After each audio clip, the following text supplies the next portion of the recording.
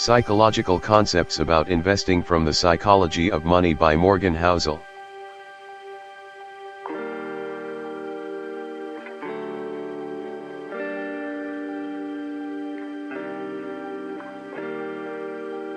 Luck and risk.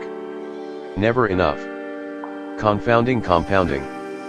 Getting wealthy versus staying wealthy.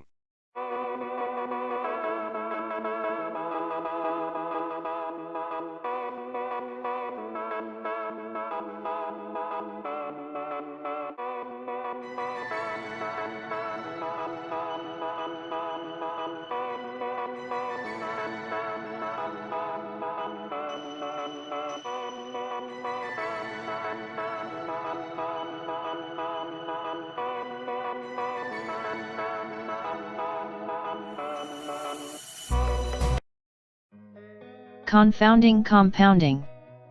Getting wealthy versus staying wealthy.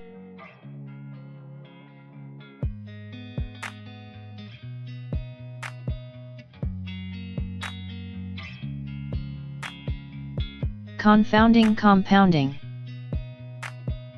More than 2,000 books are dedicated to how Warren Buffett built his fortune. Many of them are wonderful.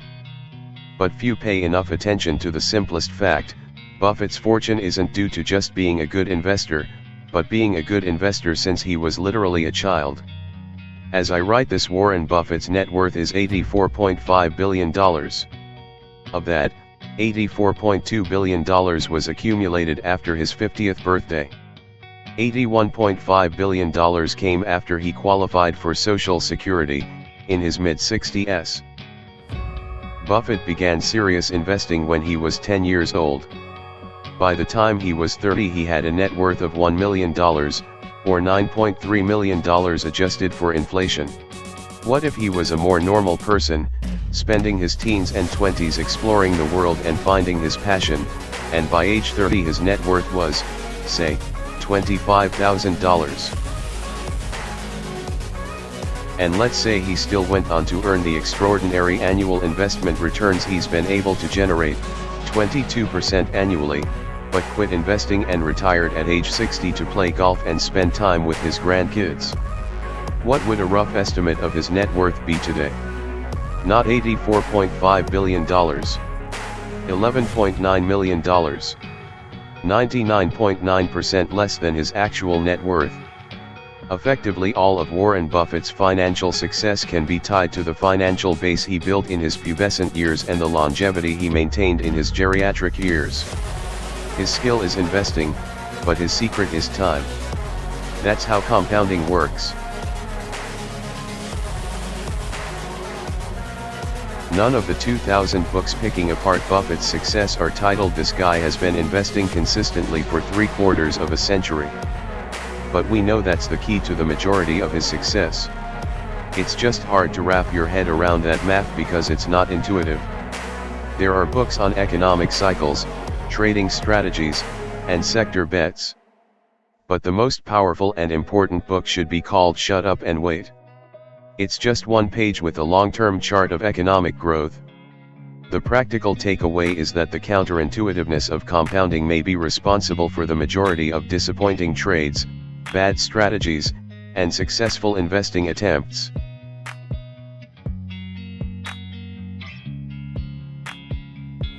But good investing isn't necessarily about earning the highest returns, because the highest returns tend to be one-off hits that can't be repeated. It's about earning pretty good returns that you can stick with and which can be repeated for the longest period of time. That's when compounding runs wild. The opposite of this, earning huge returns that can't be held onto, leads to some tragic stories. Getting wealthy versus staying wealthy.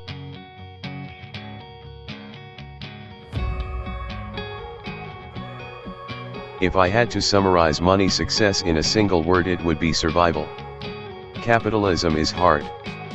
But part of the reason this happens is because getting money and keeping money are two different skills. Getting money requires taking risks, being optimistic, and putting yourself out there.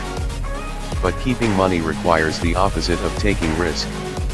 It requires humility, and fear that what you've made can be taken away from you just as fast. It requires frugality and an acceptance that at least some of what you've made is attributable to luck, so past success can't be relied upon to repeat indefinitely.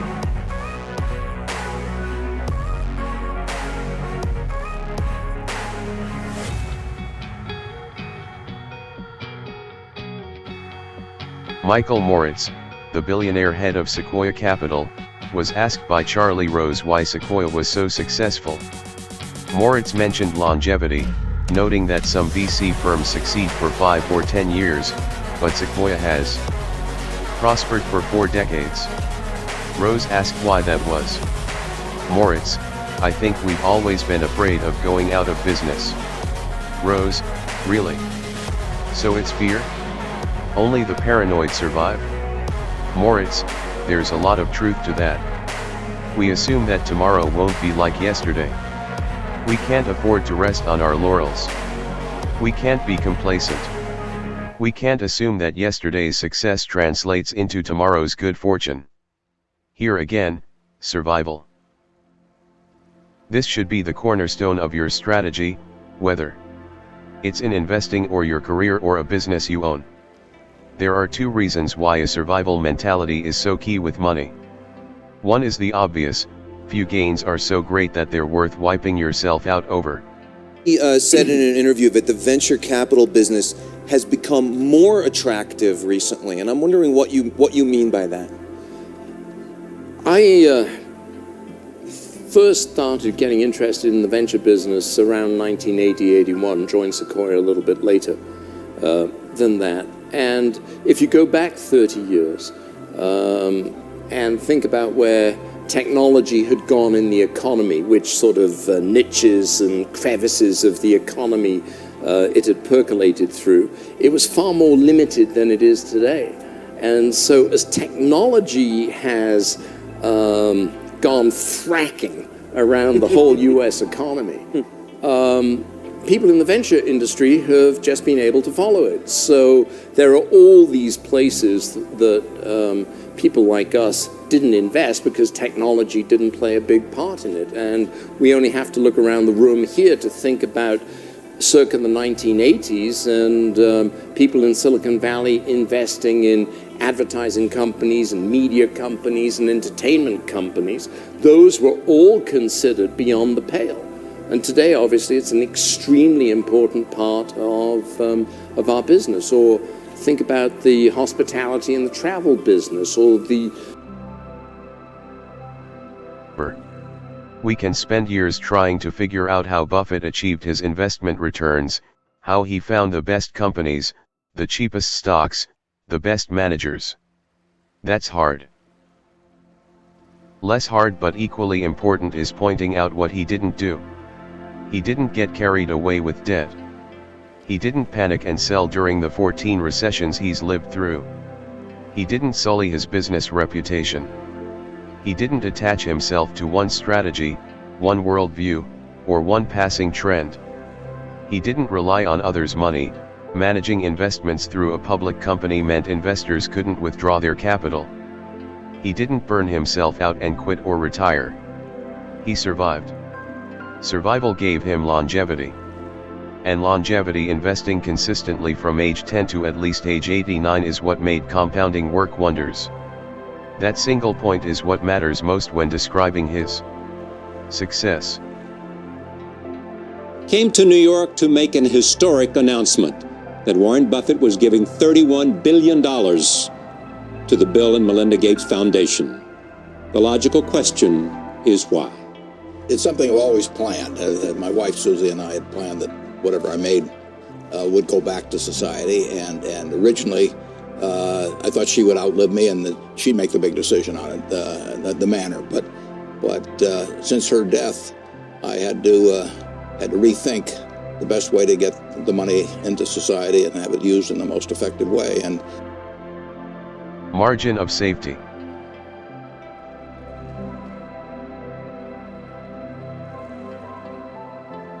Many bets fail not because they were wrong, but because they were mostly right in a situation that required things to be exactly right. Room for error, often called margin of safety, is one of the most underappreciated forces in finance. It comes in many forms: a frugal budget, flexible thinking, and a loose timeline, anything that lets you live happily with a range of outcomes. It's different from being conservative. Conservative is avoiding a certain level of risk. Margin of safety is raising the odds of success at a given level of risk by increasing your chances of survival. Its magic is that the higher your margin of safety, the smaller your edge needs to be to have a favorable outcome.